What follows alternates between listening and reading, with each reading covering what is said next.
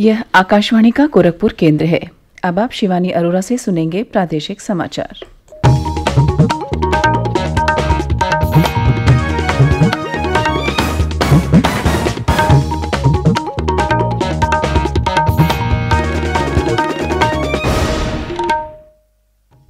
पहले मुख्य समाचार। लॉकडाउन का तीसरा चरण आज से शुरू। प्रदेश सरकार ने कहा, गृह मंत्रालय के दिशा निर्देशों का कराया जाएगा सख्ती से अनुपालन। प्रदेश में कंटेनमेंट जोन और कोरोना हॉटस्पॉट क्षेत्रों को छोड़कर अन्य स्थानों पर कुछ गतिविधियां संचालित करने की छूट दी गई। देश में कोरोना वायरस से संक्रमित लोगों की संख्या के 2 गुना होने का समय बढ़कर 12 दिन हुआ और लॉकडाउन में दूसरे राज्यों में फंसे प्रवासी मजदूरों को लेकर विशेष रेलगाड़ियां प्रदेश पहुंच रही हैं।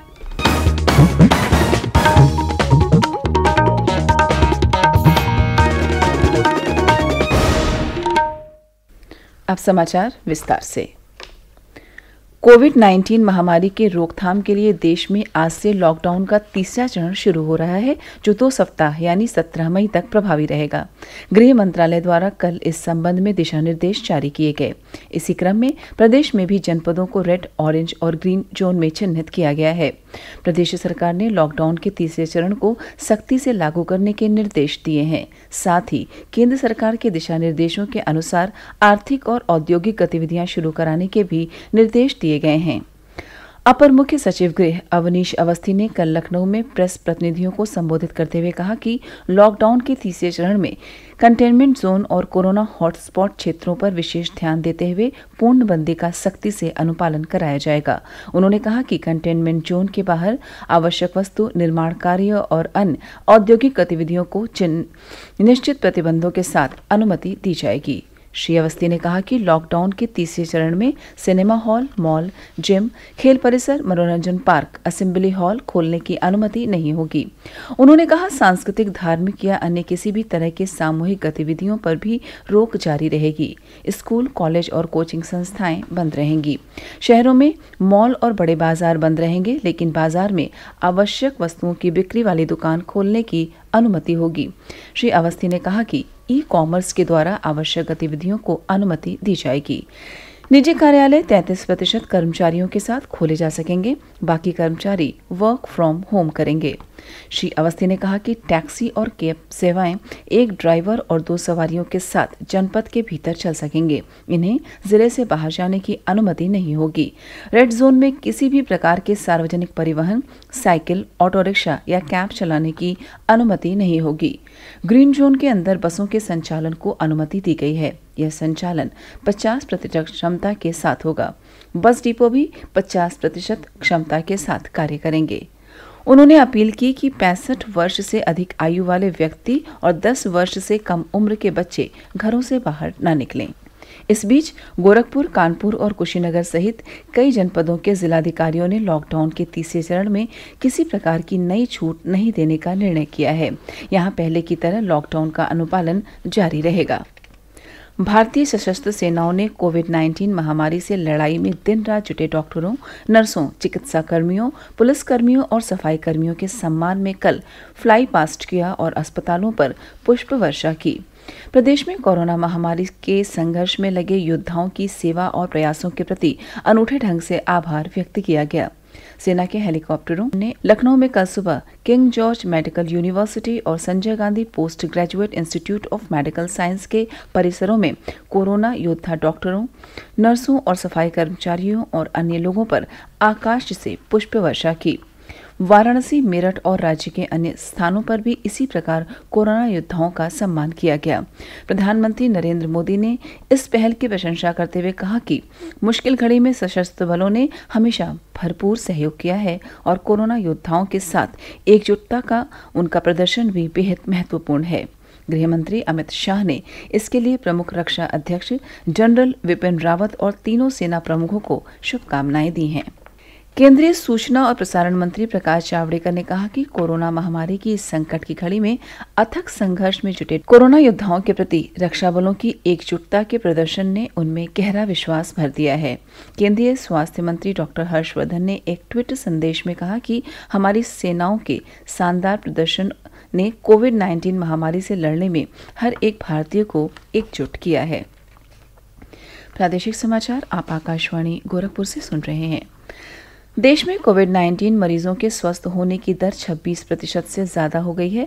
अभी तक 10,887 लोग स्वस्थ हो चुके हैं और इन्हें अस्पताल से छुट्टी दे दी गई है।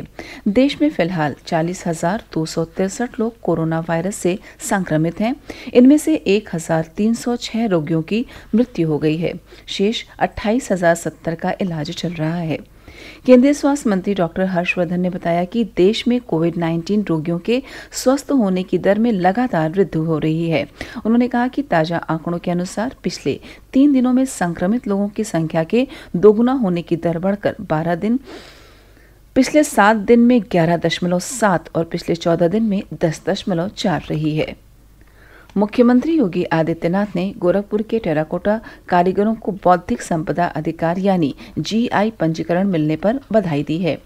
ट्वीट संदेश में मुख्यमंत्री ने कहा कि बौद्धिक संपदा अधिकार का दर्जा प्राप्त होने के बाद गोरखपुर जिले के इस उत्पाद को अंतर्राष्ट्रीय स्तर पर मान्यता मिलेगी। गौरतलब है कि प्रदेश सरकार ने वर्ष 2018 में गोरखपुर के टेराकोटा शिल्प को एक जिला एक उत्पाद योजना के रूप में मान्यता दी थी। बस्ती के सांसद हरीश द्विवेदी ने कहा है कि लॉकडाउन में कोरोना संक्रमण के फैलाव को नियंत्रित करने में सफलता मिली है, लेकिन अभी भी कुछ हिस्सों में मामले सामने आ रहे हैं। उन्होंने कहा कि इसी कारण से केंद्र सरकार ने लॉकडाउन की अवधि बढ़ाने का निर्णय लिया है। उन्होंने लोगों से लॉकडाउन के तीसरे चरण में भी पूरी सतर्कता बरतने और सभी एहतियाती उपाय करने की अपील की है। लगातार माननीय प्रधानमंत्री जी ने प्रयास किया कि लॉकडाउन करके सोशल डिस्टेंसिंग बना करके इसको रोका जाए और काफी हद तक पूरे देश में नियंत्रित भी हुआ। लेकिन अभी केस कुछ लगातार बढ़ रहे हैं। इस नाते आवश्यक हो गया था कि लॉकडाउन 3 जो 4 तारीख से 17 तारीख तक चलेगा, ये अनिवार्य था। इसलिए माननीय प्रधानमंत्री जी ने किया, हम सब उसका स्वागत करते हैं। और साथ ही साथ कुछ ऐसे 3 जोन बना करके, ग्रीन, ऑरेंज और रेड जोन बना करके अलग अलग जोन में कुछ जनता को सुविधा भी दी गई है। आर्थिक गतिविधियां भी चलती रहे, इसके लिए भी व्यवस्था की गई। प्रदेश सरकार राज्य के प्रवासी श्रमिकों को वापस ला रही है। श्रमिकों को लेकर पहली रेलगाड़ी कल सुबह लखनऊ पहुंची। राज्य सरकार ऐसी और रेलगाड़ियां चलाने के बारे में संबद्ध अधिकारियों से बातचीत कर रही है। हमारे संवाददाता ने बताया कि महाराष्ट्र के नासिक से 847 प्रवासी मजदूरों को लेकर एक विशेष ट्रेन कल सुबह लखनऊ पहुंची। जिला प्रशासन के अधिकारियों ने चारबाग रेलवे स्टेशन पर उनसे मुलाकात की और मेडिकल चेकअप के बाद उन्हें राज्य परिवहन निगम की 30 बसों से उनके गृह जनपदों में भेज दिया गया। इन श्रमिकों को संबंधित जिलों में भेजने से पहले उन्हें सोशल डिस्टेंसिंग और लॉकडाउन का कड़ाई से अनुपालन करने के निर्देश दिए गए। लॉकडाउन के दौरान अहमदाबाद में फंसे 1200 प्रवासी मजदूरों को लेकर स्पेशल ट्रेन कल सुबह कानपुर सेंट्रल पहुंची। स्टेशन अधीक्षक ने बताया कि साबरमती से कानपुर के लिए यह स्पेशल ट्रेन चलाई गई, जिससे यात्रा करके आए विभिन्न जिलों के प्रवासी कामगारों की स्क्रीनिंग की गई। उसके बाद उन्हें जिलेवार भेजने के लिए बसों की व्यवस्था की गई। मुख्यमंत्री योगी आदित्यनाथ ने जम्मू कश्मीर के हंदवाड़ा में आतंकवादियों से मुठभेड़ में शहीद हुए 21 राष्ट्रीय राइफल्स के कर्नल आशुतोष शर्मा समेत सभी शहीदों को श्रद्धांजलि दी है। कर्नल आशुतोष बुलंदशहर की सियाना तहसील के गांव परवाना के मूल निवासी थे। मुख्यमंत्री ने शहीद कर्नल के परिवार को 50 लाख रुपए के आर्थिक सहयोग और परिवार के एक व्यक्ति को सरकारी नौकरी देने की घोषणा की है। कर्नल आशुतोष की स्मृति में उनके पैतृक गांव में गौरव द्वार का निर्माण कराया जाएगा। आकाशवाणी का समाचार सेवा प्रभाग विशेषज्ञों की सलाह श्रृंखला में आपको कोविड-19 के बारे में वरिष्ठ चिकित्सकों की राय से अवगत कराता है। नीति आयोग के सदस्य वीके पाल ने कहा कि कोरोना आपदा से उबरने के लिए हमें सामान्य जीवन जीने के लिए प्रयास करने होंगे।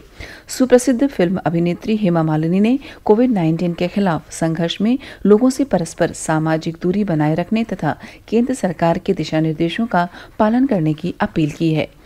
पौराणिक धारावाहिक श्री कृष्णा का प्रसारण कल रात 9 बजे से दूरदर्शन के राष्ट्रीय चैनल पर शुरू हो गया है।